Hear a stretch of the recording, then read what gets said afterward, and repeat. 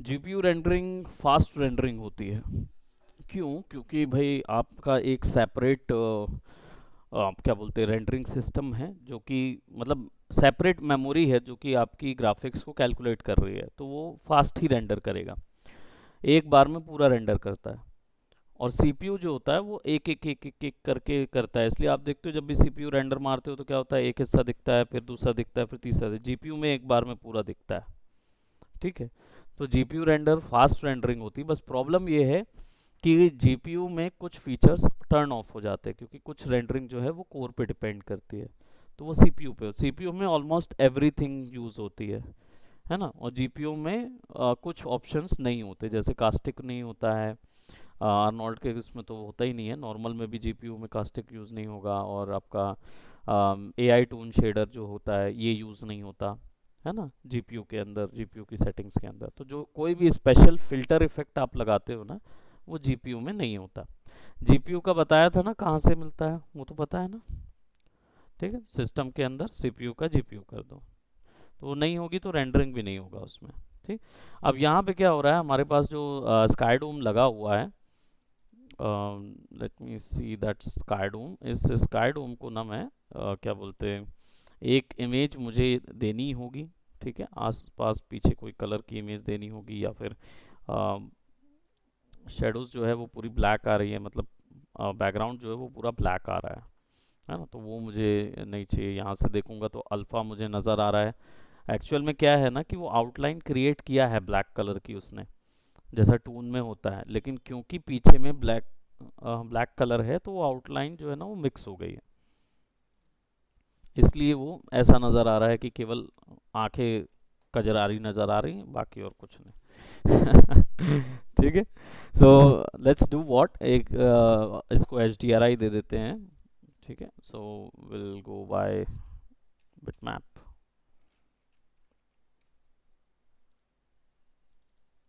Let's go by H D are.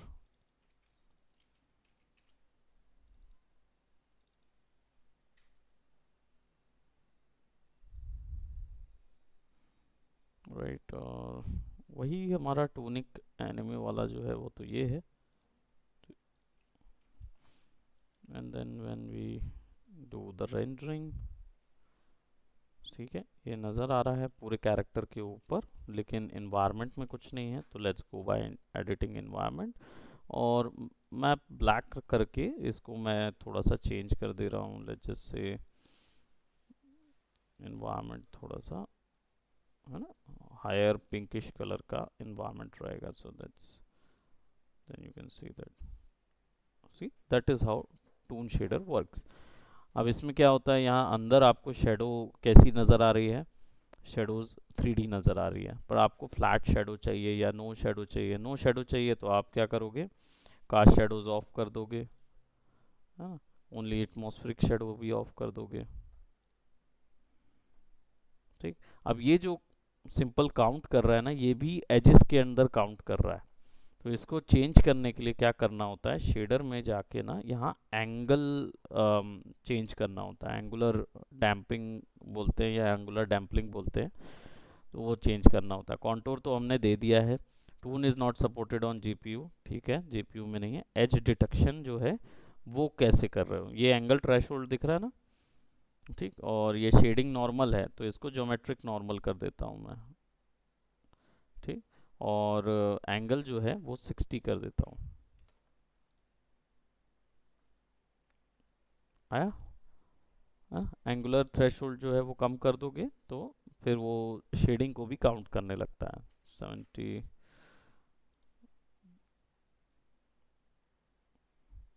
तो जो आपका वो आता है ना अभी कुंफू पांडा जो आता है, वो एक्चुअली टून शेडर्स में बना हुआ रहता है, एआई टून शेडर में बना हुआ पांडा है वो।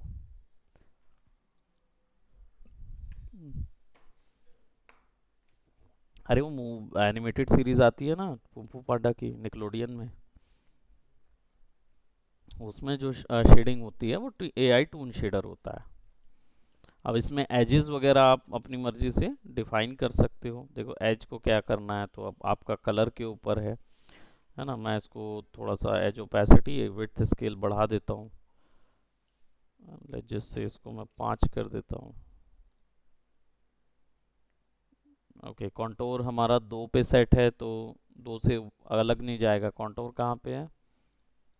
यहाँ पे है, सिस्टम के, सॉरी, एंड नोड रेंडर के अंदर। ये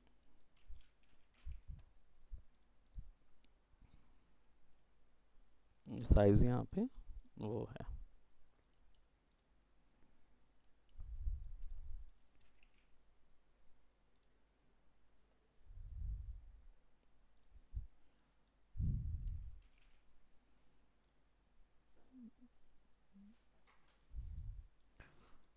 मास threshold, angle threshold, UV value change करके देख सकते हो कि उसने कहाँ तक का प्रॉपर खींचता है।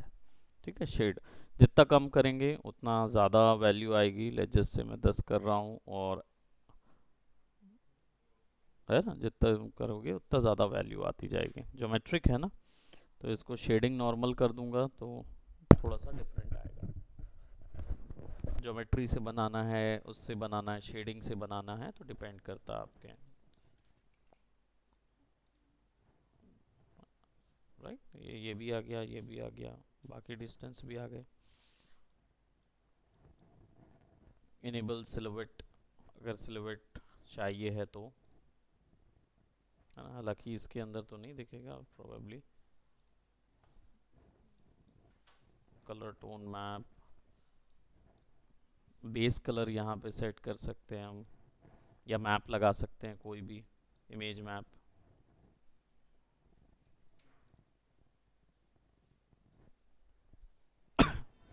है ना, इसको मैं नीला कर देता हूँ, नीला, स्याही वाला नीला रहेगा मेरे को। कुछ ज़्यादा अंतर नज़र नहीं आया, इसलिए क्योंकि सरफेस जो है वो बहुत ज़्यादा रिफ्लेक्टिव है। स्पेकुलर और बढ़ा देते हैं, और स्टाइलाइज हाईलाइट जो है वो वाइट कलर की है, तो साइबर पंकिश टाइप का नियॉन लुक, हल्का हल्का कुछ कुछ बन रहा है। स्पेकुलर हमने बढ़ा दिया है थोड़ा सा, चमकीला पांडा हुई सिल्वर वाला। तो जो सिल्वर लाइनिंग भी बनेगी ना, एक्स्ट्रा शेडिंग बनेगी, उसकी भी आउटलाइन बना देता है वो। जो भी एक्स्ट्रा कैलकुलेशन होगा उसका भी आउटलाइन बन जाएगा। हाईलाइट साइज 0.2 कर देते हैं तो थोड़ा साइज जो है वो कम होगा। तो यहाँ बिल्कुल स्पेक स्पेक्युली लग रहा है ना, एकदम बलून वाला जो। रफनेस बढ़ा देते हैं, let's give it a 0.5 roughness, glow करता हुआ, फिर कम हो गया। फिर ट्रांसमिशन, एमिशन सब हम यहीं से दे सकते हैं ना, इसी में से पूरा चीज़ है जो एआई टून शेडर के लिए लगता है। ठीक है, तो इसमें और कुछ नहीं है, बस ये आपका एक शेडर है जो कि टून जैसा बिहेव करता है। तो आप अगर इससे कोई एनिमे वगैरह देखते हो, तो वो एनिमेज जो बनाते हैं 3D वाले, वो एआई टून शेडर ही होता है ना। फ्लैट कलर मैप डाल दो, और फिर उसके बाद यही करो, क्या बोलते हैं, एआई एजेस जो है, एजेस को सेट करो,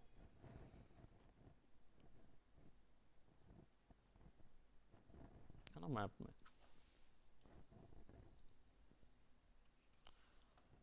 तो एआई जो था, टून शेडर जो था, वो इतना ही था, उससे ज़्यादा उसमें ऑप्शन नहीं है, वो इतना ही ऑप्शन का होता था। ये यूटिलिटी का हिस्सा है, डायरेक्ट लगा दोगे तो आ जाएगा। और कुछ? मेंटल रे एक रेंडरर सिस्टम है जो कि पुराना है, अब ऑटोडेस्क यूज़ नहीं करता। एनविडिया ने बनाया था मेंटल रे को, वो भी अर्नोल्ड की ही तरह एक रेंडरिंग सिस्टम होता है। उसमें मेंटल रे की लाइट आती है, मेंटल रे की लाइट लगाइए, रेंडर में मेंटल रे सेट कर दीजिए, मेंटल रे का ऑप्शन मिलेगा आपको सेलेक्ट करने का। मेंटल रे पहले यूज़ किया जाता था, आज से करीब 3 या 4 साल पहले मेंटल रे यूज़ करते थे। पुराना रेंडरिंग इंजन है, तब अर्नोल्ड नहीं आया था। अर्नोल्ड के आने के बाद 2014 के बाद से, 2017 के बाद से अर्नोल्ड पूरी तरह ऑटोडेस्क ने ले लिया। एनवीडिया नहीं तो हमेशा ऑटोडेस्क के साथ टाई अप में मेंटल रे रिलीज करता था। एनवीडिया का सॉफ्टवेयर था मेंटल रे। ठीक है। तो टाई अप पे चलते रहते थे। फिर क्या हुआ, ऑटोडेस्क जो था वो पीछे पीछे उन लोग अपना अर्नोल्ड बना रहे थे। तो जब अर्नोल्ड बना तो उसके आउटपुट जो है वो मेंटल रे से बेटर आउटपुट आने लगा। मेंटल रे पे इतना बेटर आउटपुट नहीं आता था, वो भी शेडिंग करता था कैलकुलेट, लेकिन रियलिस्टिक आउटपुट जो आज आप इतना जल्दी अरेंज बना ले रहे हो, स्काईडोम वगैरह लगा के पटाख से कैलकुलेट कर ले रहे हो, वहाँ नहीं होती थी। मेंटल रे में हर चीज़ की काउंटिंग होती थी।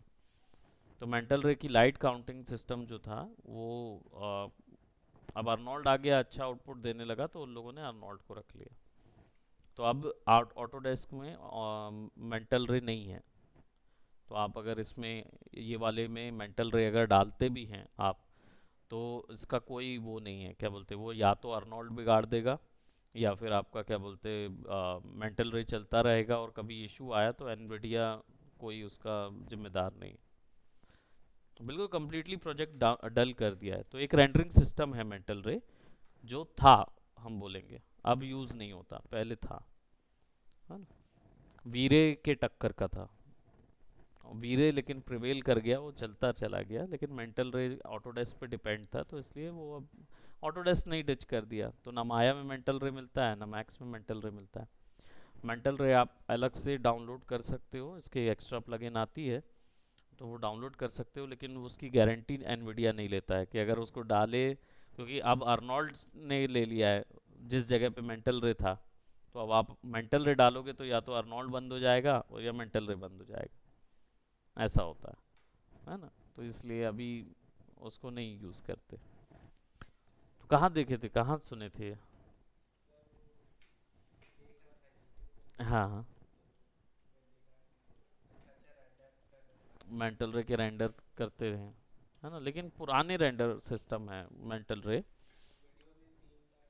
पुराना ही होगा, क्योंकि वो उसी समय तक चल रहा था, फिर वो ना बंद कर दिए कंपनी ने, मेंटल रे आउटपुट जो है ना वो बंद हो गया।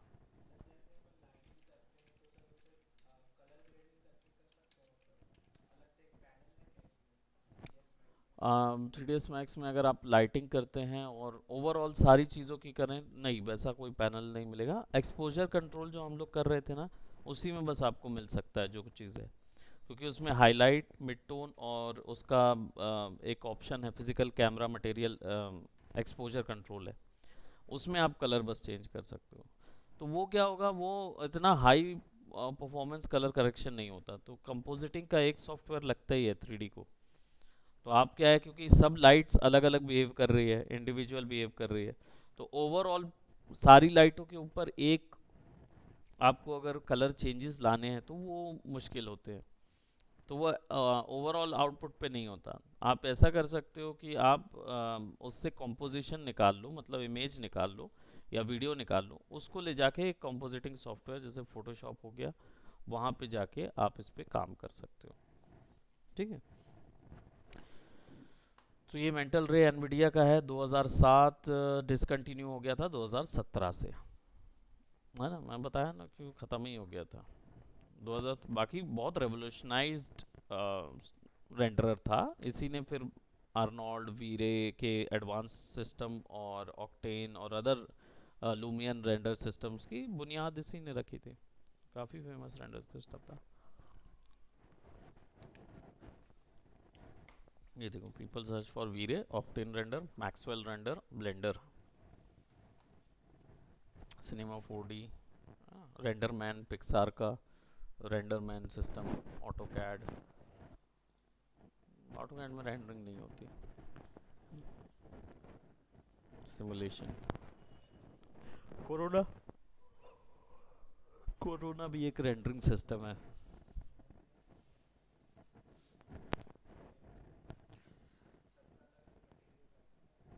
हाँ,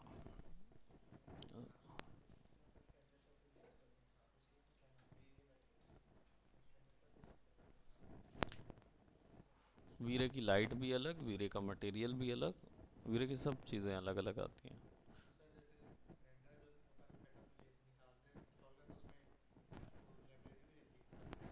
रेंडर सेटअप अपन निकालते हैं तो वीरे लाइब्रेरी ना, हाँ मिलेगी ना, मटेरियल लाइब्रेरी तो रहेगी वीरे की, तो फिर एक्स्ट्रा आएगी आपके पास, वीरे का भी एक्स्ट्रा आ जाएगा मटेरियल लाइब्रेरी। वीरे का वीरे ज़्यादा अच्छा सपोर्ट करेगा, आर्नोल्ड का आर्नोल्ड ज़्यादा सपोर्ट करेगा, स्टैंडर्ड का स्टैंडर्ड सपोर्ट करता है ना। अब एक बात है जो है रेंडर पासेस की। तो रेंडर पासेस आप लोग को मैं बता देता हूँ कि कैसे निकालते हैं रेंडर पासेस, ताकि जो वीएफएक्स वाले हैं उनके काम का है, जो आप लोग हैं आप लोग को एक टेक्सचर बेकिंग भी सिखाना है ना।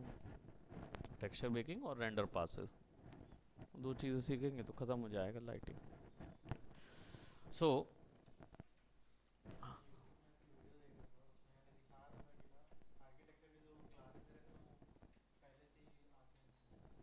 बने बनाए ना मटेरियल लाइब्रेरी। हाँ, थिन थिन फिल्म। हाँ,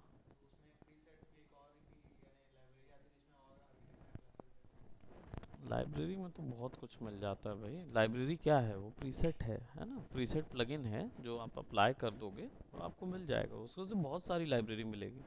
आर्किटेक्चर मटेरियल भी आते हैं लेकिन वो आर्नोल्ड सपोर्ट नहीं करता है। आर्किटेक्चर मटेरियल वो सपोर्ट करता है, फोटोमेट्रिक लाइटिंग का सपोर्ट करेगा, या फिर आपके वो सपोर्ट करेगी, क्या बोलते हैं, वीरे सपोर्ट करेगा, क्योंकि वो आर्किटेक्चर के लिए ही स्पेसिफिक बना हुआ है ना।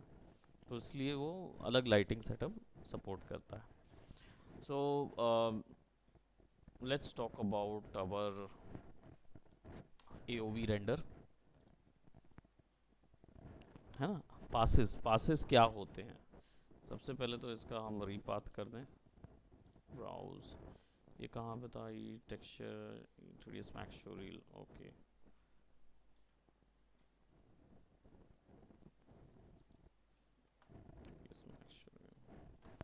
क्या होते हैं पासेस बताओ।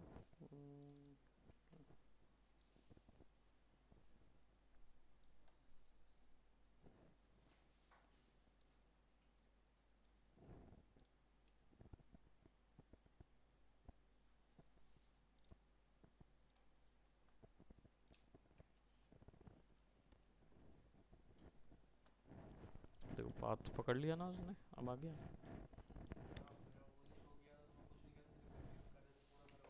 उड़ गया था ना। हाँ, तो वो मॉडिफाई पाथ कर दो तो एक ही पाथ पकड़ लोगे ना, तो फिर वो एक ही जगह पे सारे टेक्सचर हैं, तो एक को पकड़ लोगे, वहाँ आप यूज़ पाथ कर दोगे तो वो सबके एक साथ कॉपी कर देता है उधर पे। ये वाला रेंडर हम लोग ने पहले प्रीवियस देखा हुआ था, ये वाला नहीं, ये वाला।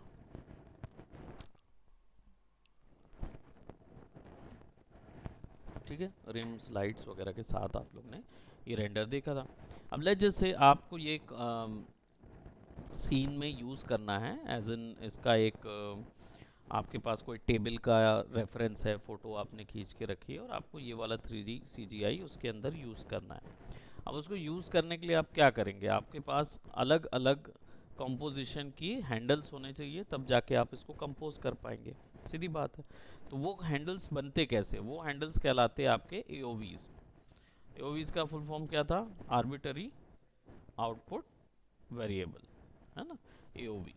अब यहाँ पे आ जाते हैं और मेरे पास जो इमेज है इसका सेपरेट सेपरेट इंफॉर्मेशन निकालते हैं, शेडिंग इंफॉर्मेशन। उसको निकालने के लिए क्या करना होगा, सबसे पहले आपको आर्नोल्ड में जाना होगा, एओवी टैब में जाना पड़ेगा। ठीक है, अब यहाँ पे एओवीज के अंदर क्या है, AOV manager, AOV light group manager, अगर कोई लाइट ग्रुप के थ्रू एओवी निकल रहा है तो materials and maps, AOV shaders. AOV separate shaders आते हैं। एओवीज जनरली क्या होते हैं, ये होते हैं render passes.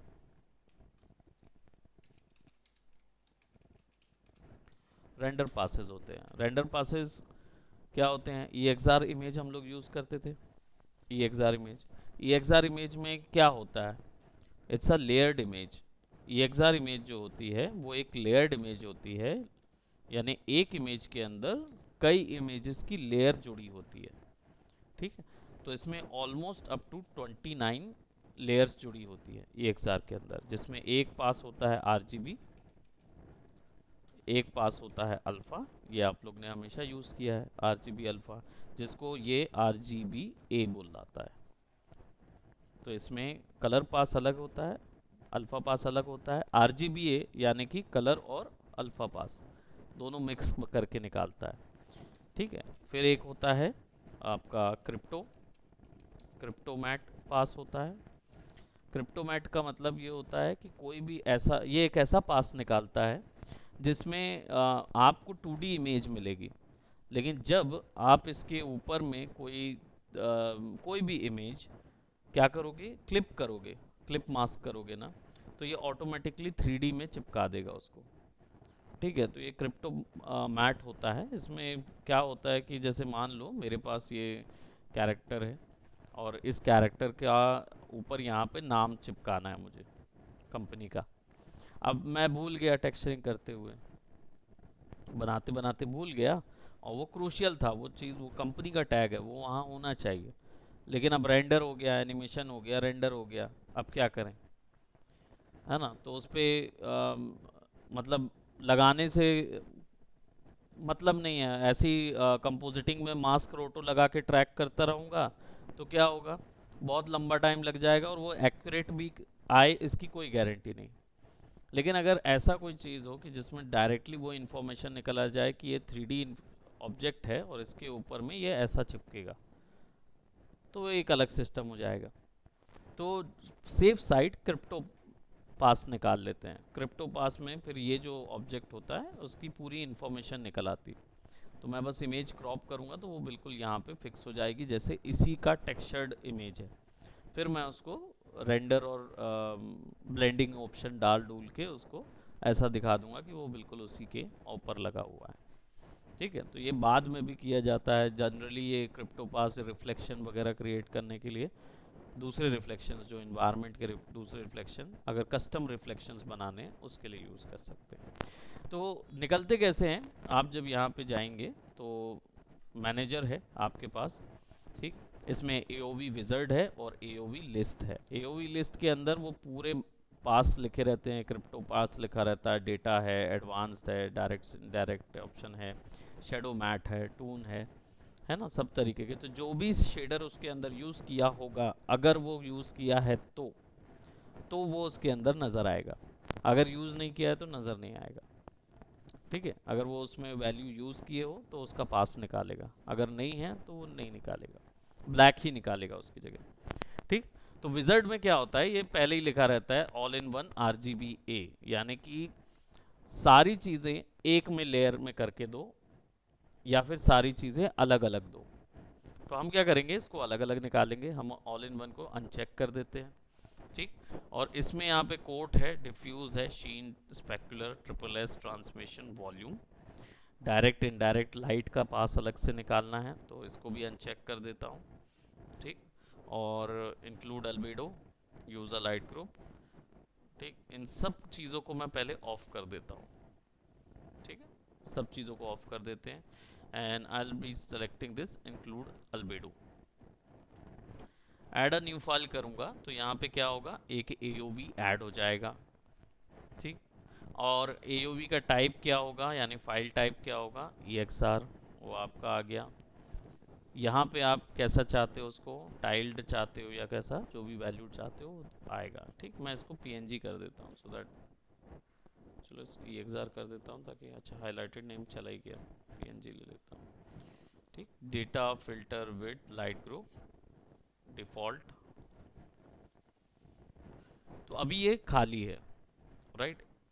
Manage light groups करेंगे तो जो लाइट ग्रुप यूज़ हुआ है उसको उसी से कैलकुलेट करना है, पासेस की नहीं करना है, वो पूरा इसके अंदर ऑप्शन रहता है। तो आप इसको इंक्लूड कर दोगे तो उसी से पासेस कैलकुलेट होंगे। ठीक, अभी कोई लाइट ग्रुप वैसे बनाया भी नहीं हमने, एक सेपरेट ग्रुप लाइट्स के ग्रुप करेंगे तब वो बनेगा, तो विल सी तो दैट। अभी क्या है, मैंने एक सेलेक्ट किया हुआ है, इंक्लूड अल्बेडो किया हुआ है। ठीक है, और ये कहाँ जाएगा, तो आप जब इसको देखो यहाँ पे ऑलरेडी AOVs निकले हुए हैं, तो मैं इसको इसका जो पाथ है वो ऑलरेडी रेंडर आउटपुट पाथ पे है, तो इसको कॉपी कर लेता हूँ। ठीक, मैं चेंज कर सकता हूँ, पाथ कभी भी, तो यहाँ पे क्लिक करके रीपाथ कर सकता हूँ, सेलेक्ट आउटपुट फोल्डर। ठीक। टोकन्स जो हैं ये यहाँ पे आप हैशटैग, सॉरी हैशटैग नहीं, अंदर ब्रैक वो देख रहे हो, ग्रेटर और लेसर देन साइन को क्या बोलते हैं इसको एक साथ? हम्म, हम्म, ये है करली ब्रैकेट, कहाँ से होगा? ग्रेटर एंड लेसर देन का साइन है ना, इसको बोलते हैं टैग। HTML में था ना टैग, तो ये टैग साइन इसलिए रहता है ताकि जब आप AOV यूज़ कर रहे हो तो कौन सी चीज़ का है वो AOV, उसका नाम लिखा रहे। ठीक है, वो केवल टैग नाम के साथ आता है। तो ग्रुप बना सकते हो, किस कैमरे का है, किस लाइट का है, किस पॉइंट का है, वो सब उसमें आ जाए।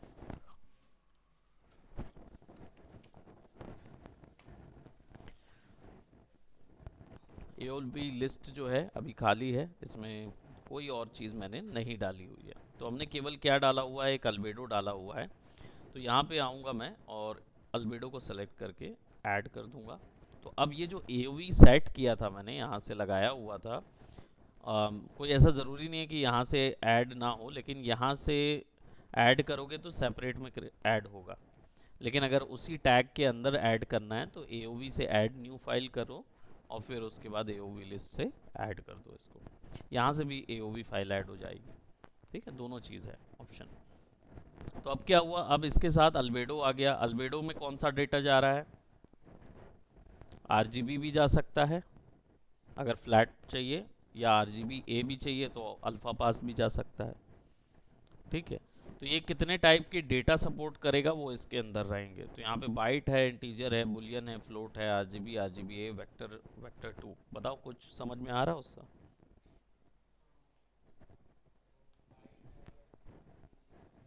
हाँ वही मैं पूछा कि, इसीलिए मैं पूछा कि क्या समझ में आ रहा है उससे। बताओ तुम लोग तो बताओ, कोडिंग कोडिंग किसका है बेसिक? RGB कलर चैनल है, RGB-A colour channel plus alpha है। इंट इंटीजर है, इंटीजर क्या होता है तभी तो बताओ, तब तो समझेंगे। देखो यहाँ पे लिखा क्या है, ये डेटा है। डेटा क्या होता है? It's a set of information. अब आप कौन सी इंफॉर्मेशन अपनी इमेज से निकाल रहे हो, ये यहाँ पे सेट होता है। अगर आप इंटीजर कर दोगे ना तो वो क्या करेगा मालूम है, उसकी नंबर की वैल्यू निकाल लेगा, सारी चीज़ को नंबर पे कन्वर्ट करेगा और उसकी नंबर वैल्यू निकालेगा। ठीक है, जैसे अभी क्या है, RGB कलर चाहिए तो कलर वैल्यू निकलेगा। कलर का इंटीजर वैल्यू क्या है? 0 to 256, 2 to 255, सॉरी, है ना, 0 to 255, ये उसकी इंटीजर वैल्यू है। ठीक है, तो वो हमको समझ में आता है कि नंबर वैल्यू निकालनी है अगर, तो इंटीजर कर दोगे तो वो क्या करेगा, केवल नंबर निकाल के देगा कि यहाँ कौन से में क्या, कौन सा नंबर है, कौन से में क्या नंबर है, ऐसे कर कन्वर्ट करके निकालता है। बाइट जो है वो एक मेमोरी का डेटा टाइप है, तो केवल मेमोरी रेस्टोरेशन होगा। बुलियन, बूल जो लिखा हुआ है बुलियन है। बुलियन क्या होता है? हाँ, क्या होता है मैथमेटिक्स में? हाँ करेक्ट है। आप लोग बताएं, क्योंकि ये थ्योरी भी करेक्ट है। लॉजिक गेट्स होते हैं, लॉजिक गेट्स पढ़े थे ना? नहीं पढ़े? अच्छा, वो 11th में होगा ना लॉजिक गेट। आपका कॉमर्स है, बायो? अच्छा तुम भी कॉमर्स। तो तुम किस में थे? मैथ्स में थे ना? लॉजिक गेट्स होगा ना, फिर तो कैसे गेट्स, एल्गोरिदम्स पढ़े हैं ना? कंप्यूटर साइंस में भी होगा ना। लॉजिक गेट्स होते हैं, लॉजिक गेट्स क्या होते हैं?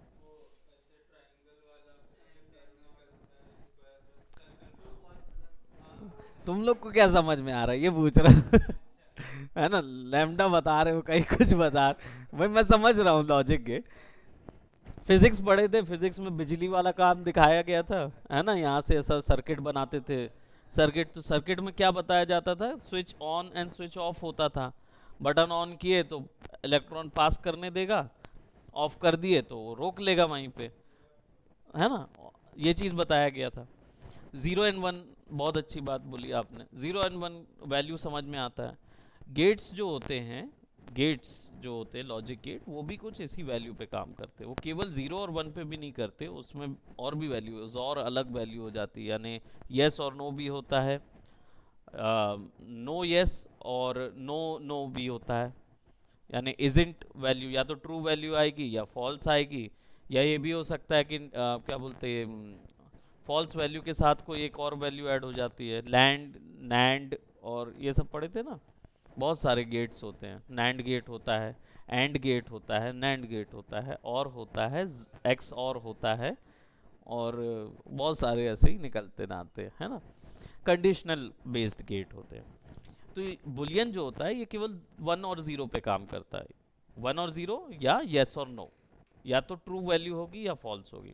अब आप बोलेंगे यहाँ क्या, इसका क्या काम है ना।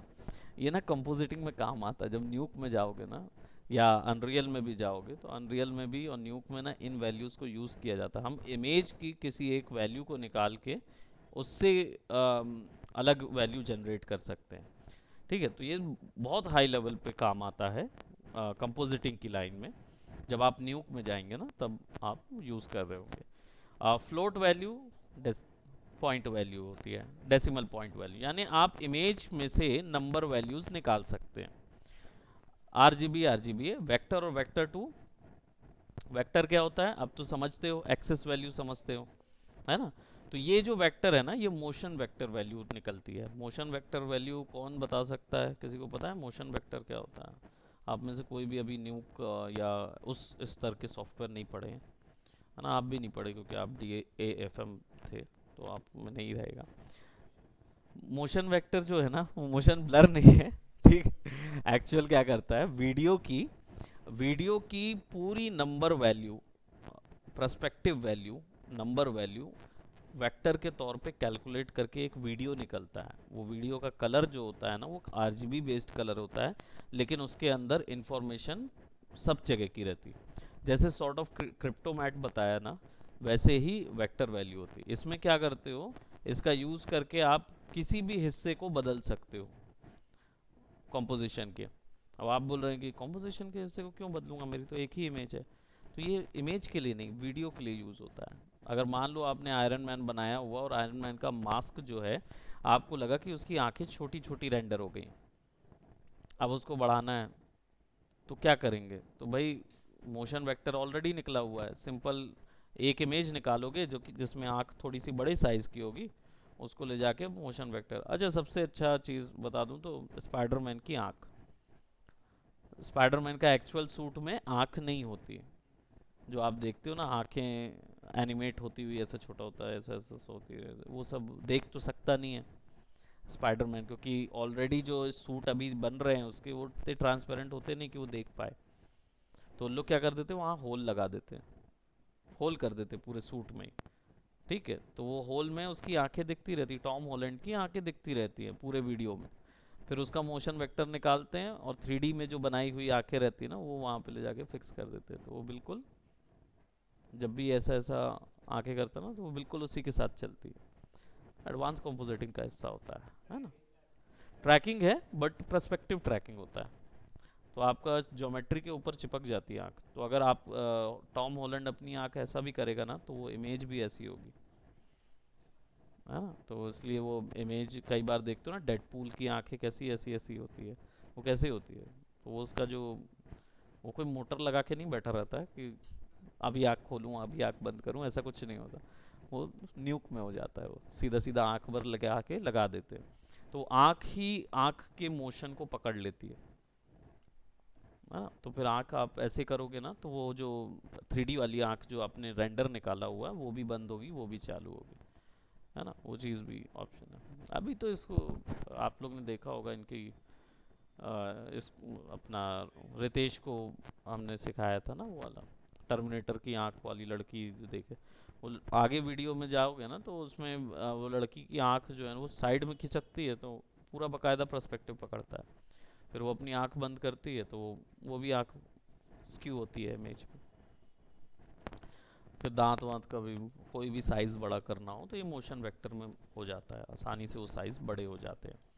ठीक, तो हमने यहाँ पे क्वेश्चन सेट किया हुआ है, हमें अभी कॉन्टोर वगैरह कोई फिल्टर इस पे लगाना नहीं, केवल गॉसियन लगा हुआ है 2.1।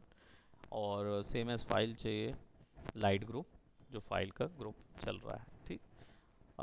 रेंडर आउटपुट वहीं पे आएगा, ठीक। और डन, एक ही चीज़ हमने लगाई हुई है, ठीक। तो वो है हमारे पास। Let's take a render.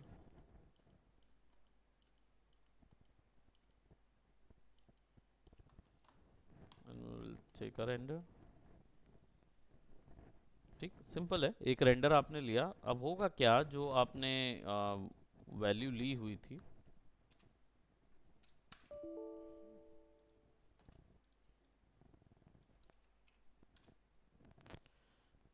तो डॉट पीएनजी वाला एक रेंडर इंफॉर्मेशन निकला, ठीक। अब ये कौन सा था, अल्बेडो था। अल्बेडो था इसलिए ऐसी वैल्यू आई, ठीक। अब अगर मैं इसको यहाँ से एओवी मैनेजर से जाके चेंज करके पीएनजी की जगह EXR कर देता हूँ, ठीक है। एंड देन सेलेक्ट कर देते हैं और again will render the same stuff. Dot EXR निकला, ठीक है। नाम उसका हमने कुछ दिया नहीं है एओवी का। अब इसको चेक करने के लिए कि ये कैसे वैल्यू रखी होल्ड करेगी, आप इसको कहाँ पे लाओगे, यहाँ पे लेके आओगे। फोटोशॉप आपका पार्शियली सपोर्ट करता है, तो अल्फा एस चैनल करके ले आओ, ठीक। अब यहाँ चले जाओगे तो आपको अल्फा पास दिख जाएगा, RGB ये था, है ना। तो अल्फा पास आ गया आपका, ठीक। अब इससे करना क्या होता है, बस सेलेक्ट कर लेते हैं। यहाँ जाओगे और किसी एक को भी सेलेक्ट कर लो एंड देन प्रोबेबली आप डिलीट करना चाहते हो कुछ एरिया, या इतने को ही शिफ्ट कर देते हैं and you can change any sort of colour on to it, ऐसा आएगा, है ना।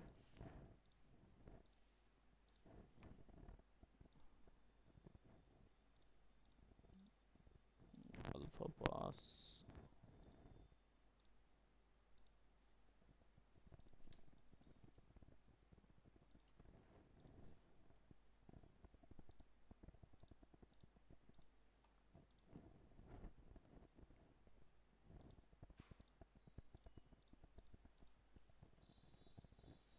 तो अब क्या, सीन कंपोजिट करने के लिए यहाँ पे जैसे मैंने ले लिया टेबल,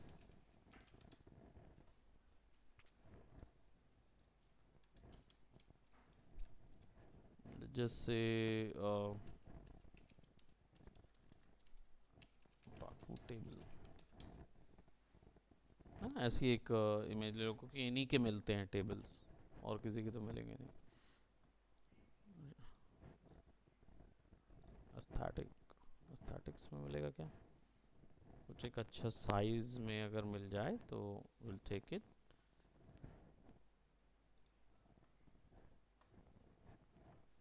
ना विल टेक दैट। चलो एक ओटाकू, मतलब जो एनिमे एनिमे के फ्रीक होते हैं उन लोग, ओटाकू नाम रहता है उन लोग।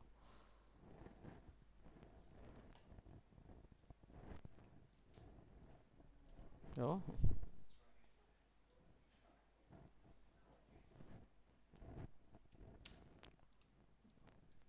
राइट।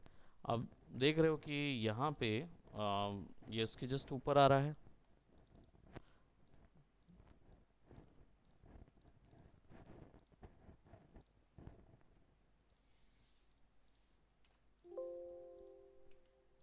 कंट्रोल दबा के सेलेक्ट कर लोगे,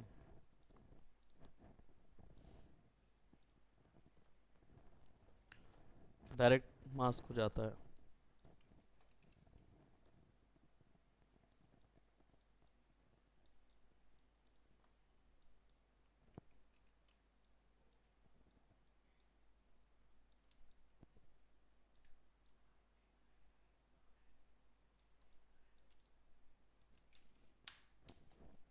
राइट, तो ये सिंपल था, जो क्या बोलते हैं RGB मास्क निकलता है, RGB ये निकलता है, ठीक है। AOV की एक इमेज के द्वारा, ठीक, जहाँ से आप ये निकालते हो रेड ग्रीन ब्लू चैनल, तो खैर आप लोग को पता ही है सेपरेट। इसके बाद और भी हैं, direct indirect opacity, emission, specular, triple S, ये सारे हैं। तो हम लोग क्या करेंगे नेक्स्ट क्लास में इसको और एक्सप्लोर करेंगे, क्रिप्टो वाला भी देखेंगे, बाकी सब देखेंगे, ठीक है। तो वीएफएक्स वालों के लिए ये वीडियोस में यूज़ होने वाली चीज़ है, और जो गेमिंग वाले हैं उनके लिए ये जो पासेस है ना, कंपोजिटिंग पास, ये सिनेमैटिक्स में यूज़ होता है, लेकिन आप लोग के में उतना ज़्यादा यूज़ नहीं होता जितना इनके में यूज़ होगा वो, ठीक है। तो ये आपके में टेक्सचर बेकिंग ज़्यादा यूज़ होगी कंपैरेटिवली रेंडर पासेस के। तो पहले रेंडर पासेस कंप्लीट करेंगे, टेक्सचर बेकिंग कंप्लीट कर लेंगे, फिर हमारा लाइटिंग कंप्लीट हो जाएगा, देन फिर हम लोग रिगिंग में जाएंगे, ठीक है। तो तब तक पहुंच तैयारी वैसी रखें। So that's it for today, bye bye, take care.